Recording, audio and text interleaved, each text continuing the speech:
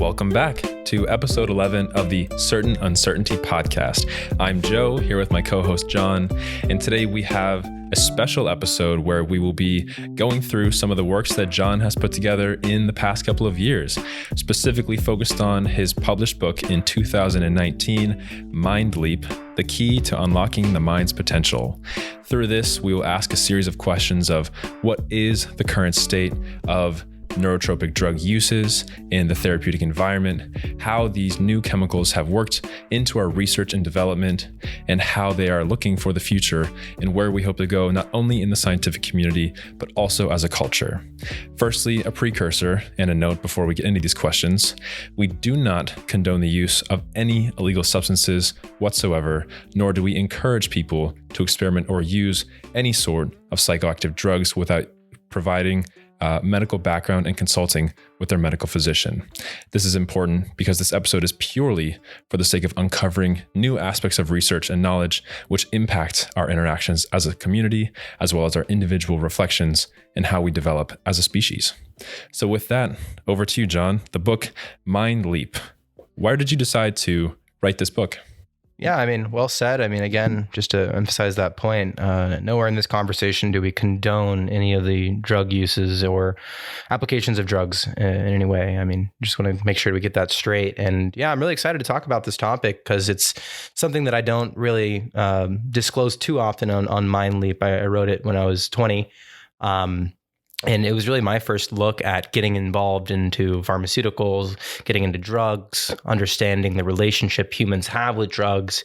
And so really my purpose for writing that book comes down to establishing for myself a understanding of our own relationship from an evolutionary perspective of humans with drugs. And that includes a whole range of psychedelic chemicals, LSD, psilocybin, MDMA, and all the other good ones.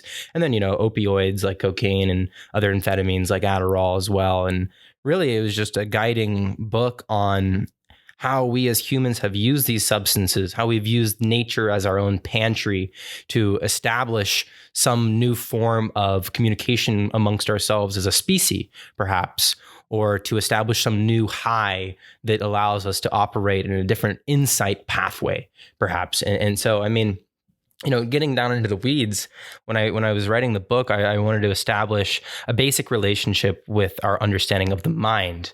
So what are the ways that we interact with an understanding of the mind? How do we compartmentalize aspects of decision-making from the individual based on things like the environment, based on things like your genetics, your culture, and then obviously all the way back up to your generation? And I coined this term as our human Thoughtware model, in which the environment basically funnels information into our genetics, which then funnel information into our culture, and then finally into whatever current generation exists. And this is hopefully a way to first have a starting point, a framework for which we can intervene into the human's evolutionary process, right? You can imagine that changing and adapting elements in the environment will have all these whole host of causal effects on the genetic pathway, and then subsequently the culture, and then obviously the generation. And so maybe I'll open this up for you and just kind of discuss a little bit about Thoughtware, how the mind works in your eyes, Joe. I'd be curious to see how you've perceived, since you've read the book, how you've perceived this Thoughtware model, how it kind of uncovers how we compute information, just to kind of set that evolutionary framework of our own thought. Absolutely. So I thought that was a really interesting perspective and context that you used in describing how different substances and neurochemicals have acted as a way in which we upgrade our thoughtware. And what an incredible metaphor to use, as we are so familiar with how hardware is developed and built. And then on top of that, we layer in software, which can continually be upgraded, but you can never upgrade your hardware without actually changing and exchanging out pieces. And in regard to the development of our minds in growth and understanding and learning new perspectives, the use of thoughtware as a use of an output in the chemicals and experiences as the input. I thought that was an incredible metaphor. And now looking at how we approach the past decades and hundreds of years, looking at how the inputs of different types of chemicals, whether they be in our diets, in our environments, in our air, from the earth, how these have come into our common life have played an impact on how our brains have developed, how we have become accustomed to these new types of transmitters and stimulants is a really important factor when trying to understand the growth and exponentiation of new types of mindsets, essentially. And these mindsets, as a result of Thoughtware, really give us an example and an approach of how we can come up with a framework for looking at how you can develop yourself right here and right now. And I'm curious from your perspective, how do you consider or approach this upgraded mindset from where we were to where we are? The first realization is to at least acknowledge that you are going to be limited by some value of growth. You're not going to achieve some infinite growth. And it's to realize that you're playing a game that spans more than just your own individual lifespan. We're playing an evolutionary game that spans an infinite time. And it's up for us really to keep that trend going as we keep our species alive. And so that's step one is to realize that you can only make so much difference within a limited amount of time. And that there are some attributes like the environment that you can't truly manipulate in a way that will change the your own brain development within a lifespan. I mean, we're talking about really severe change to the environment to really, like changing like oxygen concentrations in the atmosphere, for example. That would have a serious effect on the brain. And so it's like, you gotta at least establish some limits of what you can do. Like in the end of the day, you are a participant in the environment. You are a participant in the economy of exchanging drugs exogenously and endogenously, meaning drugs that are present in nature and present within the nature of yourself. And so there's this constant economy that's going on. And as an economist within your own biology, you can only exploit so much. Right. And that's a really key thing to keep in mind. And so it's like, taking these drugs, taking anything is not going to give you some new superpower is what I'm getting at, really. These drugs are more or less a way to alter a state of consciousness that is at least redeemable in a sense that allows you to open up new pathways for potential humans to organize and gather around those insights and ideas. And so that's the thing. It's like you're building up a framework of insight when you're using these new drugs. And in a sense, you're building up a more varied perspective that can then be taken on by a new group of individuals, the next generation, perhaps. And you're in the process developing this culture, right? You're not necessarily manipulating your genetics within a time span. You're not, doing gene editing by taking some Adderall, right? Or whatever. You're not changing the environment in that sense. So we have to first establish at what level we're in making an influence in the individual. We're making an influence on the individual in a sense that whatever insights come, whatever actions come out of that individual will then influence the next set of culture, whatever, generation has yet to be coming. And so that's something to really keep important is that you're not going to be making the level of change perhaps that you'd ideally like to see within your own lifetime, but rather you will over 1,000 years. With that being said, it does open up a conversation as to, well, how long have we been using drugs in a society? Because like I said, this is a long time span. And if we're looking at a really long time span and we're looking at drugs specifically, well, we can identify that there's a big correlation between how long we've been using drugs and how much change humans have seen within their own psychology. And, this is a really heavily debated topic as to when humans first started taking drugs for the purpose not of nutrition, but for the purpose of altering their psychology in a way that is harmonious with some tribal social entity or so forth. And, maybe we can open this up here a little bit and just kind of discuss some reasonings for why you would even want to take a drug. So I'll let you kind of jump on this one. I'd be curious to see, if I am this primitive organism, what is the real goal of taking a drug, of using a resource in the atmosphere, just at a basic level, Definitely. So something that you kind of touched on earlier was the term altered states of consciousness. And firstly, before we get into my perspective on that, I was wondering if you could define for the listeners, what is an altered state of consciousness? Yeah. An altered state of consciousness is simply a contrast between what you would define as a sober mindset or a non-drug mediated. And this is where it gets tough because look, you're going to be eating food and that food will always influence your psychology. But because the food itself has some nutritional value to it, we're kind of eliminating those off as drugs. And so I wouldn't say eating a sweet potato, for example, gives you that altered state of consciousness. It's not intense enough of a change in your psychology to actually recognize it as a psychotropic or a mind-altering chemical, perhaps. So altered state of consciousness is really then anything that is created from some psychotropic, in other words, non-food item in this case.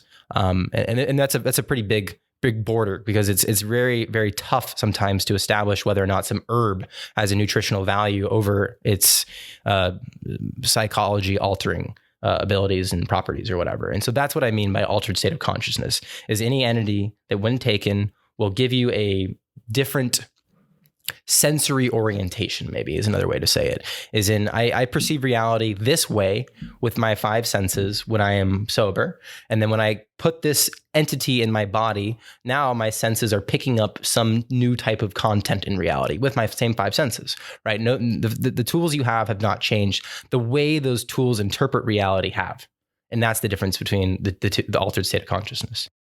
I think that's really, really cool because when we look at the perspective of altered states of consciousness and the framework, or at least the mindset that you are capable of utilizing in order to address history, your personal development, personal problems, or at least different frameworks on how we look at mental health, or even the broader scope of just neuroscience in general. You have an active framework and you have an inactive or subconscious framework in which you can address personally these problems and how the spotlight is shed on where the roots metaphorically or hypothetically are coming from.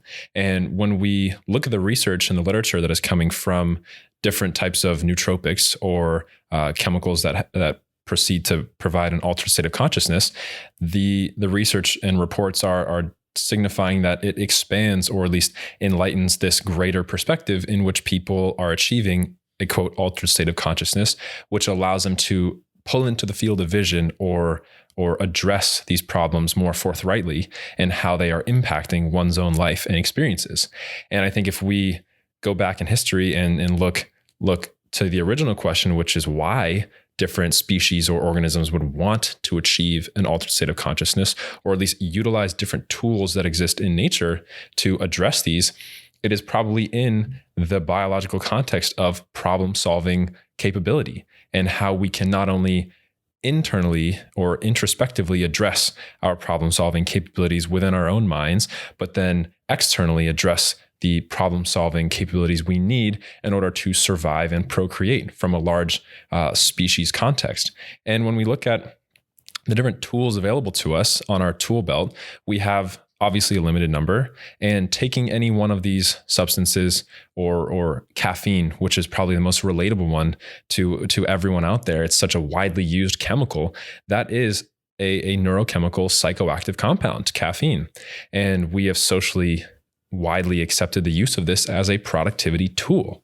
And everyone knows that you can develop a tolerance, and if used, it can be abused. But when we look at the spectrum of how we began using this as a productivity tool to add or at least amplify one of the tools on our kit or on our tool belt, it is probably used in the context of wanting to increase performance or increase capabilities, or at least an analytical capabilities on our spectrum of looking at our plate of problems. And it's so fascinating to think about our brain's own capability for having the receptors, or at least the mechanisms, to respond to these chemicals in nature. If you eat, different types of foods, most often they will not have psychoactive or neurological effects in your mind. But there are some that readily exist that you can ingest or intake in different ways that do have an effect and impact on your brain. And as you were saying earlier, the baseline for where we can grow versus where we can actually adapt to, taking something like you referred to, Adderall or caffeine or nicotine, many of the drugs that are widely known in society, you're not going to instantaneously have mass growth within your mind, right? It's not going to change the overall brain matter that you have to any substantial scale. But in the inverse of that, when we look at the high levels of abuse with alcohol or cocaine or different narcotics or opiates, and we actually look at the analytical brain scans of these individuals, you can very clearly see a reduction in active brain matter in the abuse of these different chemicals. So there is a fine equilibrium, or at least a boundaries, and with which there is a usability factor, it seems, rather than an abusive factor and detrimental. So there is a fine line there, which we have yet to quantitatively understand. Yeah, and just kind of backing up a little bit. Yes, totally on the same page here. There is this usability ratio to adverse effects, perhaps. And we have to take a step back and at least establish some basic relationship that we have with drugs, right? And so we go all the way back to when humans really were at danger with their environment, right? This is kind of the use case for when these drugs really become present. And it's like, okay, say I live in a jungle and there's all these snakes everywhere, right? Humans' biggest fear, because we used to live in trees, right? As monkeys or whatever, primates. And so we have all these snakes that are constantly, trying to bite us, trying to inject venom, trying to get us off their trees, right? And so we're like, okay, well, I can't be awake all the time looking at these damn snakes. So what do? I start munching some leaves and see what happens, right? Turns out I eat some of these leaves and it produces a little bit of sap on the edges of the tips of the leaves. And so then when I get that, what I find is that I've actually taken maybe some kind of like salvinorin, right? Which is going to basically kind of numb me, calm me, and it's going to actually bring some alertness or whatever, right? And I don't know. I mean, there's lots of chemicals out there in nature that you can suck on the leaves and it'll make you a little bit more alert, right? But that's the use case, right? You have all these snakes. You can't stay awake all the time. You're limited by your own sleep faculties and your own chemicals that are guiding how you feel and how tired or awake you are. So you take these chemicals, you become a little bit more alert. Okay, boom, you live on a little bit longer because someone else got eaten by the snake and you didn't because you were a little bit more alert. Okay, fast forward, right? We go through all this process, this motion of trying to figure out how to optimize our relationship with these leaves, or in this case, right, because we weren't extracting them from we didn't have any knowledge of chemistry back then, right? And so it's like, how do we then build a abuse case? Well, it's like, well, it depends on how many snakes are in your environment, right? And so you can put yourself into an environment with lots of snakes, and then you're going to probably develop an abuse to that leaf that you found in there in nature. And right there, because of your own inability to recognize the danger of snakes or whatever, you're going to start to fall back and use the drug as a crutch to help you survive, right? And here, right in here, we develop an abusive relationship, and this stems back, millions, well, hundreds of thousands of years ago, really. And so like that's where it comes into. It's like we keep using because when we use it, we can basically ignore our own body's signals. And if you're in that process of ignoring your own body's signals to then take some drug to get an effect, you are what I would call an addicted person to that chemical. And whether or not that's keeping you alive is a different question. The real thing here is how do we, eventually use these drugs in a way that actually can harm us more than it helps us. And I think that's where the conversation, at least at some level, begins when it comes to deciphering this fabric of so many different chemicals. And when you look at the reasons you use alcohol, as you're saying, well, as you become addicted to alcohol, a big reason that alcohol is so popular is because it suppresses our fear responses in our amygdala, and it also suppresses our cognitive responses. And as you were saying, sometimes we take these drugs to increase performance. Well, that's not true with alcohol. Alcohol is actually to numb the desire for increasing in performance. And the more a nation or perhaps a society or culture becomes obsessed with the idea of performance, the more you can actually see that society might become addicted to chemicals that kind of defocus the value of performing at a higher level, hence alcohol. And that's its placement. And so that's kind of the whole controversy here between how we use drugs in a society. It's this contextual environment, right? Is there too many snakes, right? Or in the case of modern day, is there just too much work being done that's just kind of devalued in a sense because there's so many hyper performance metrics associated with it? And so how can we then put a drug in place without it becoming a crutch, right? How do we basically use a drug in a way that it doesn't stimulate our rewards so that we are constantly thinking of that drug when some context or situation presents itself where we might actually need it? In other words, how do we learn to be better without relying on something that kind of replaces the need to learn it in the first place? So this is the age-old question now, because this is something that is actively discussed and taught and lectured and researched, is how do we mitigate the risks and harms of addiction? Because so many of these chemicals and processes are available to us in everyday life. When we look at the sales of cigarettes for nicotine, when we look at the sales of alcohol for both recreation and pleasure, when we see the scale of how often these are used, it does beg the question, how do we educate and mitigate the risks that come with these? Because as we all know, in early elementary school and middle school, there were education classes like the DARE program that discouraged the use of substances and alcohol. And then when we look at modern society, as more of these come into the playing field of things that are accessible, how do you find this equilibrium and balance the safe accessibility, or at least the functional accessibility of these substances versus the destructive aspect of these substances? And this is really, really challenging, because we have to have such a broad but also individualistic approach of how we either prescribe or allot these chemicals to people, and quantitatively understand the need versus want-based aspect of them. And then when we further look at how we continue to grow the culture, as you were saying, how a culture adopts and uses these chemicals, it makes me wonder, how did we get to this point today, especially in some of the newer chemicals, like you mentioned in the psychedelic field, which are vastly coming into research and hospitals and new organizations now? Why are these becoming popular all of a sudden, or what is this renaissance that's happening within this field? The idea, as far as the psychedelic renaissance, basically comes from the idea that pharmaceutical in the modern world has failed us in giving us drugs that we can use to actually better ourselves. So the problem, right, lies, you can look at the opioid market, for example, to identify where the problem really is. You give a bunch of people who are in pain a chemical that basically makes them forget about that pain, while then they're not actually solving any of their problems, right? Because while they're on the drug, they're just forgetting about that pain. When they're not on the drug, the pain's going to come right back, and they're going to be like, well, how the hell do I get off this pain, right? So you're not solving their ability to at least cope with some pain. So that's a failing, right? It's a treatment, not a cure. And so the claims that come with psychedelics is more so of a line of it's a cure type drug rather than a treatment type drug.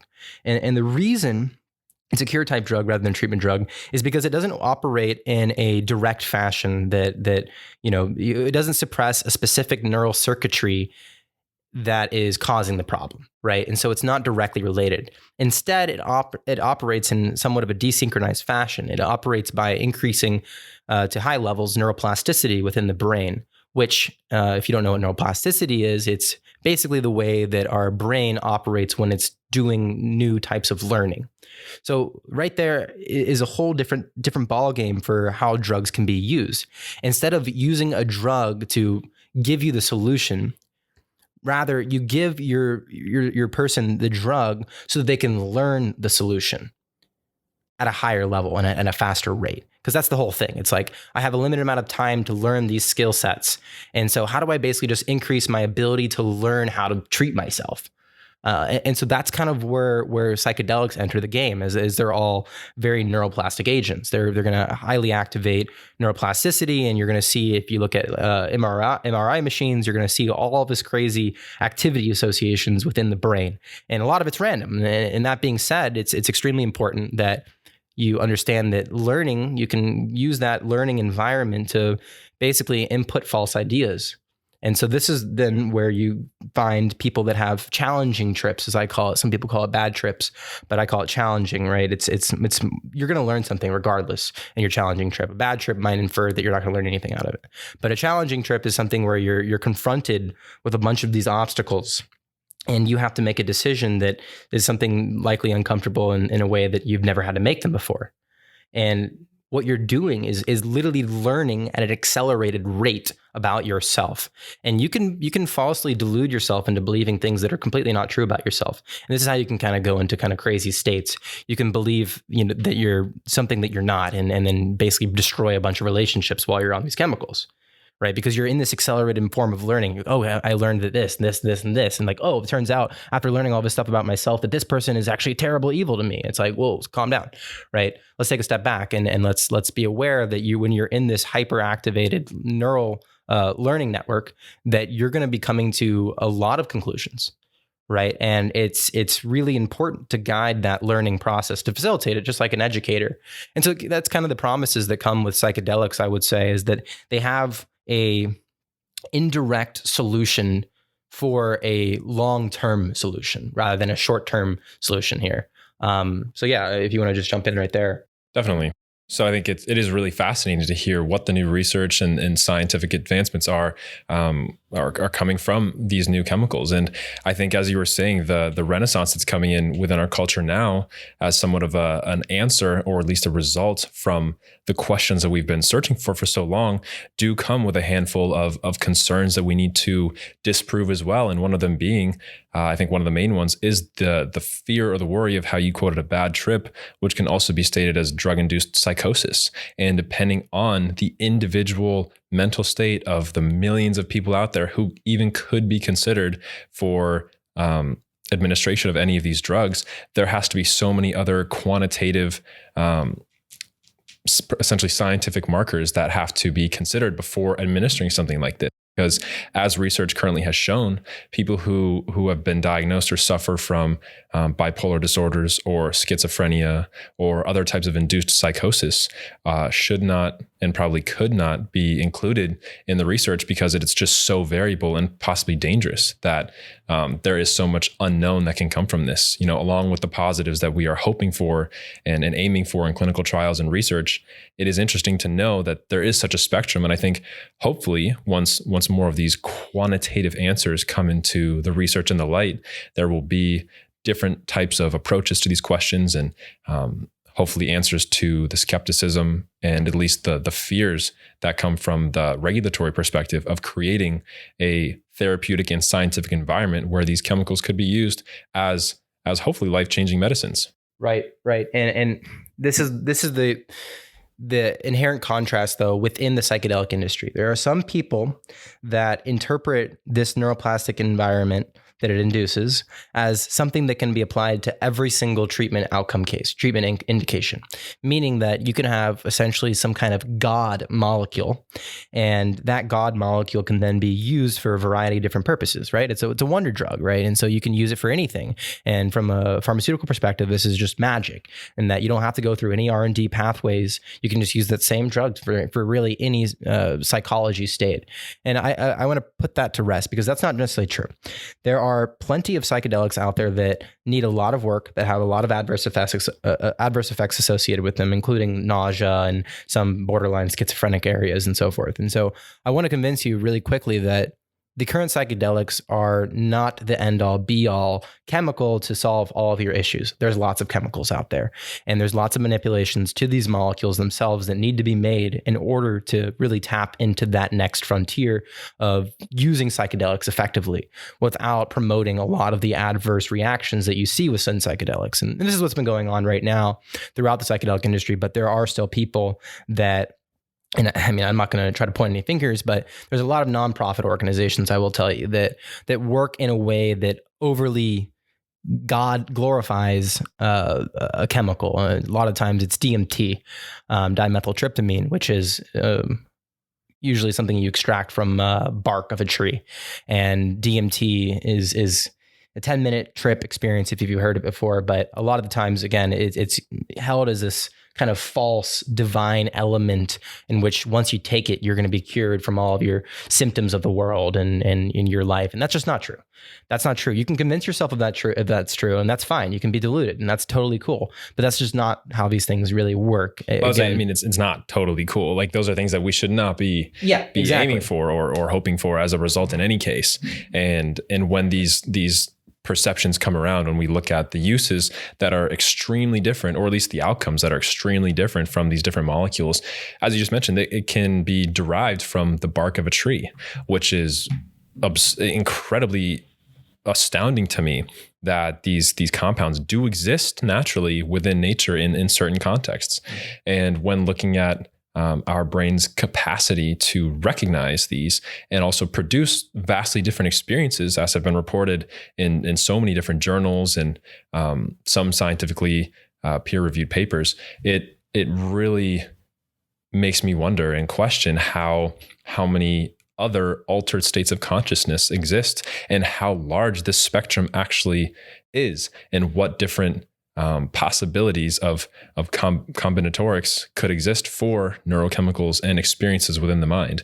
And while that is somewhat of a dangerous slope, and wondering how the brain will react in different ways, obviously, I'm not one to want to experiment blindly or wildly in any way. But if there's a quantitative way to mimic or at least experiment on a safe sort of way, it would be that is my hope for the future and where this research tends to go. Yeah, it's really tough because like you said, you can't really just experiment on humans with these drugs. That's just completely unethical, especially since you don't know the adverse effects. But there is a lot of research being done on other mammalians and other types of organisms that have similar neurochemical pathways that we have. The challenge, though, is in translating those neurochemical effects to the human, because that's what we care about, right? Is treating humans. And the real key thing to keep in mind with psychedelics is that we are in the beginning of unearthing something that many societies have tried to do. Now it's just on a globalized scale. And what I mean by that is that we've been using these substances for many, many thousands of years, and they're not new. It's not like some crazy, like, where did this come from? It's like, no. If you go around the world, you'll find lots of these little tribal communities using these chemicals. They use it for guiding people to some new spiritual planes. They'll do it to treat health. They'll do it for some, productivity gains. If you look in California, you'll see a bunch of people doing microdosing, for example. And the key thing is that there's a lot of knowledge about these things that can be unearthed in these tribal communities. And oftentimes it's very tough because there is no standards of care, like in a healthcare organization when you're looking at it. And it's like, how do you commercialize a tribal little niche community? You don't, right? It's what makes it a powerful experience is in being in this niche, protected, non-commercial atmosphere. And that's one of the hardest things to keep in mind with these chemicals is just how context driven it is. Like, do you feel safe? Like when you're taking the drug, that's a super important super important attribute of the experience itself. And keeping in mind that all the different elements that prefaced who you were in that moment are going to affect your psychedelic trip. And so that's kind of how I'd like to end this, is just understanding that there is a responsibility that needs to be maintained when using these types of chemicals if you are going to use it. And again, we do not condone here on the show any of these chemicals, but as we'll find out, I think in the next episode here, we're going to go a little bit more in depth onto at least what types of chemicals and what those types of altered states of consciousness really are, and, kind of extract some of the bits of value from that experiential fabric of altered states of consciousness. So absolutely. And I think one final question that I have for you is, if people were to read your book, and hopefully they do, what is the takeaway piece of advice or information or wisdom that you hope they depart with? Yeah, the key insight that I hope people think about when they're reading the book is you are only limited by your perceptions of reality. And I mean that not in a like doesn't mean, jump off a cliff because you can now believe you can fly. That's not what that means. It means that be aware that there are a lot of elements at play that constitute who you are and how you make decisions in your life. And that these are simply abstract perceptions that you've generated yourself. And that really I'm providing a tool set, in this case, a set of drugs that you can use to at least gain some awareness of those abstract, somewhat arbitrary, at least from an outside perspective, concepts that you bind yourself to as principles for how you want to live your life and so forth. But again, these are just abstractions. There's no real concrete reason that you could prove that your system of living is better than another's. And that's a challenge, right? Is being willing to at least experiment. I mean, the one example I can use to kind of explain the philosophy here is that you could spend your entire life, and I think we've talked about this in the podcast before, but you could spend your entire life trying to figure out exactly doing what would fit you the best, right? Maybe by the time you figure it out, you're 60 years old, but you're 60 years old now and you've spent your entire life trying to figure out what you want to do. And now that you've figured it out, you only have so much time left. On the other side of the coin, you can just start experimenting with things. And eventually, through process and error, chances are you'll actually come to figuring out what it is that really makes you tick quicker by the time you're 30 now, because just through brute trial and error, instead of just meticulously sitting back and thinking about it, just through brute trial and error, you come to figure out exactly what fits you best and what suits you best. And I hope the book at least provides a medium for which you can conduct that experimentation process in a safe and healthy and effective and responsible way. Absolutely. And if someone wanted to find it, where would they go to look for it? You can find it on Amazon. Just look up Mind Leap, the key to unlocking the mind's potential. Awesome. Yeah. And that concludes, I think, today's episode. So thank you so much for joining me on my little journey through my book, and Joe for sitting there patiently, kind of guiding me through the process of how I wrote the book. But yeah, that concludes episode 11. Thanks, everyone. If you made it this far into the podcast and want to hear more content, please consider following us on Spotify, iTunes, or YouTube, and sharing today's podcast link with your close friends. We hope this podcast incites you to start some interesting conversations and expand on some of the ideas we've discussed. Thanks again for listening to this episode of the Certain Uncertainty Podcast, a podcast aimed at unveiling the certainly uncertain relationships between some of the most complex systems known to man.